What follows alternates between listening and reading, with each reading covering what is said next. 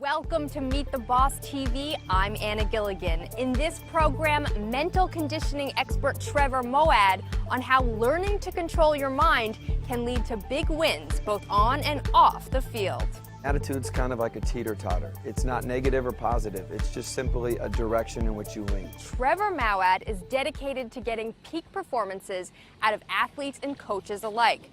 I found out about his techniques and why the way we think is such a powerful determinant of our success. If we find success, it's all about sustaining it. And if we are struggling, it's all about responding. And athletes' window of time is very, very short. So I think for me, I probably find most of my satisfaction in the consistency with which they're able to deal with both the good and the bad. How do you train people to have a positive attitude, to recover from failure? Well, I think first of all, it's important to understand what attitude is. An attitude's kind of like a teeter-totter. It's not negative or positive. It's just simply a direction in which you lean. And you can either lean positively or you can lean negatively. I don't know if positive thinking works all the time, but I know that negative thinking does. And if I had to pick or choose one side I wanted to be on, I'm probably going to look at it from a more positive perspective. The mind is a very simple process. Everybody talks to themselves, okay, at a subconscious level. You're talking to yourself right now. I'm talking to myself. And you said 300 to 1,000 words a minute, right? They've estimated somewhere between 300 to 1,000 words a minute. And it's the power of words. It's the power of how words affect thought and how thought affects emotional states. So it's really important that athletes understand that, because it's not me, Trevor Moawad from IMG, making that up. It's a universal truth. You will talk to yourself, all right? And those things that you say to yourself will affect the pictures in your mind, and those pictures will affect your emotional state. So first and foremost... And that will affect your performance. And that ultimately affects your performance. So helping athletes first and foremost to recognize you will talk to yourself. And what you say will affect how you think, and how you think affects how you perform is very, very important. And then there's a lot of ways that you can go about that process. So a lot of times it's using video. A lot of times it's using thought replacement. A lot of times it's using very, very basic concepts. Now, probably one of the greatest things of working for a company like IMG has been the access over my last 12 years here to some of the best performers in the world of sports. And having the opportunity to spend time with Michael Johnson or Serena Williams or Eli Manning or all these people, you're not only servicing a role for them, you're learning from them. Do all those people have a great attitude in common? Well, I don't necessarily think all athletes have a positive attitude, but I certainly think that all athletes are looking for repeatable symptoms that can allow you to maintain success. Success always leaves clues, and it's always developed with patterns. And I think probably one of the best things that happened to me was in 2001, our football agent brought Michael Johnson, the Olympic sprinter, down to help our athletes run faster 40 times. I mean, I quickly gravitated towards Michael because he was one of those few athletes that really understood what it took to be successful. I mean, he was #1 in the world for 9 years in a row. And it's really amazing when you think about it. For example, if I go into a grocery store and I don't have a list, what's going to happen to me? I'm going to forget half the things that I wanted to buy, and I'm going to come home with a bunch of things that I never wanted to buy. And being a great athlete is very simple, and it's a simple process, and it's a simple plan. And Michael would tell us, okay, as he's competing in the Olympics, he had 4 simple things: keep my head down, pump my arms, explode, think like a bullet. Recognizing that you're always talking to yourself, and there's a law of substitution Brian Tracy and a lot of people talk about, which means you can only think about one thing at a time. So if I'm telling myself, keep my head down, pump my arms, explode, very basic, simple things, then those are the things that I'm going to be thinking about in the critical moment, not the 100,000 people or the 1 billion people watching on TV. If you look at Serena or Venus, when they go in between, in the world of tennis, you have every odd game a changeover, and you have 60 to 90 seconds where you can sort of regroup. And if you look at this, just the simple strategies, you'll see Serena pull out her note card, and it'll have very specific things that she wants to focus on, her grocery list. And the number one thing it will typically say, depending on what her focus is at the time, is, Serena, you can do it. All right, just, again, continuing to affirm to herself to be positive. And then number two, it's, accelerate the racket head, just little specific things to remind herself how to be successful. There's nothing innovative about having a good attitude or simple strategies to stay focused in the moment. It's just recognizing that there's a lot of clutter that impacts all of us. I mean, think about it. You're driving to work, somebody pulls in front of you, 10 hours later, you're still mad at that guy. Why? Right.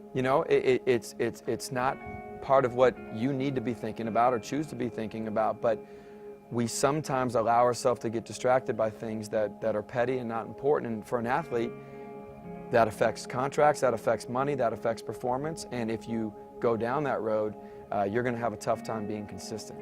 So not dwelling on mistakes is probably a very important principle in all walks of life in terms of having good performance in the future. Look, you're responsible for your mistakes. All right, if I'm a football team and we go out and we lose by 3 touchdowns, we're responsible for that. If I'm a player and I make mistakes, I'm responsible for it. I'm accountable for it. But I'm not that mistake. The thing is, if you are what you do, then when you don't, you aren't. And as funny as that sounds, that's a big problem today.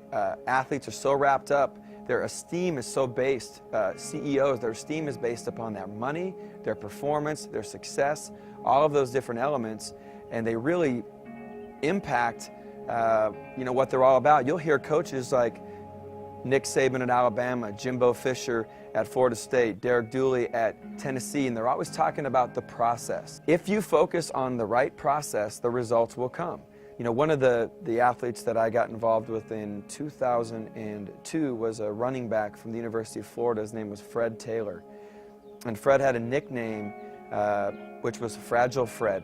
And he had, for almost every season early in his career, had missed over half the season due to injuries. And my partner and myself were brought in by Coach Tom Coughlin at the time to try to find a way to help Fred get to that next level, because his issues were not ability.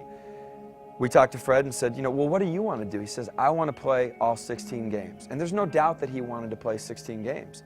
So we said, well, let's look around at the players on your team and find out what are the common characteristics of the guys that have played more than 8 seasons in the NFL. And as we looked around the team, and again, it was his goal, we found out that the majority of the players that had played more than 8 seasons in the NFL, which means they've got a second contract, almost a third, had showed up to practice between 6:15 and 6:30 in the morning. Meetings typically started at 8:30 in the morning. He typically showed up at 8:25 in the morning, right before the meetings would start.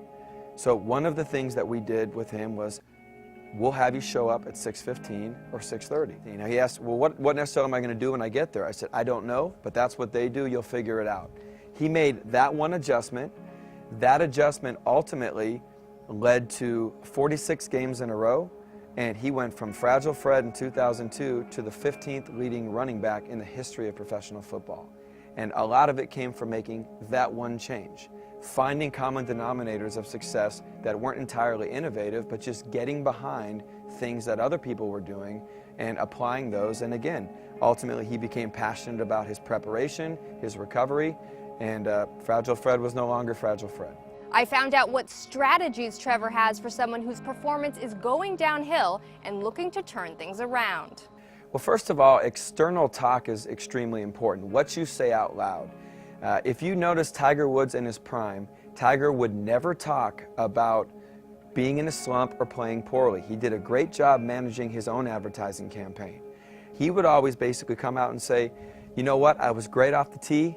I really did a good job in terms of getting to the green. I got to get a little bit better once I'm on the green in terms of finishing. And so first of all, with athletes, it's amazing how simple it is, but getting them to recognize that although they still might be thinking things, not to say things out loud. The statistics say for every one time I say something powerful like that with emotion, it takes 10 positive opposite events to counterbalance that one negative comment. What makes a good leader? In 2008, I had the opportunity to hear Tony Blair speak to the Yale graduating college class. You know, and he said, leaders are heat seekers, not heat deflectors. And I really believe that there's no better definition of that. Again, a lot of times now in the world of sports, we have this lead by example thing. And I think it's a little bit of a cop-out. You know, well, I'm just going to do my job. And that's great. Leaders do more than their job. They help other people do their job better. They recognize that attitudes are no different than the flu. They're contagious, and they can impact the people that are around them by the way they carry themselves, by the way they respond to difficult times. A lot of people just say, I come from a negative family. This is just the way I am. It's my wiring. Can we change that, or are we ingrained with a certain attitude?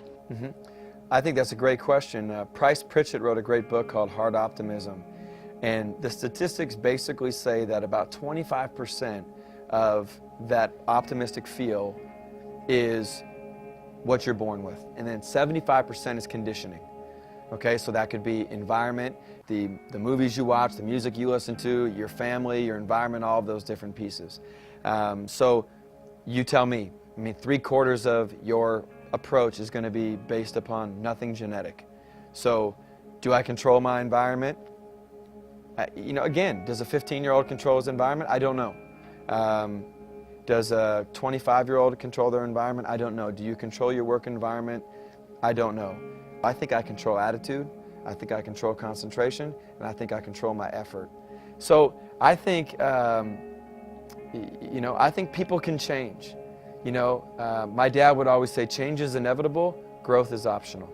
Fascinating stuff. Thank Great. you so much, Trevor. Thank you very much. My pleasure.